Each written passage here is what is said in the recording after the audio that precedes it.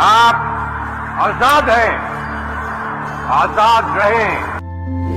सोई कौम जगाई थी, बेदारी फैलाई थी। सोच को जब बदला था तब ख्वाब को सच कर दिखलाया था और पाकिस्तान बनाया था।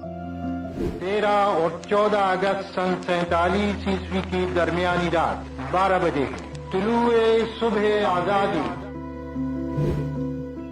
एक दास्तां कुर्बानी की, हिम्मत की, खुददारी की। जिंदगी मिसाली थी पाकिस्तान के बानी की। कायद की हर कुर्बानी का तोहफा पाकिस्तान है ये। माफिया के कब्जे में जो आज हक के इंसाफ से है महरूम, जिनाह ने एक कब्जे से आजादी दिलवाई थी। अब सारे इमरान के साथ माफिया सरकार से अब ये मुल्क आजाद कराएंगे।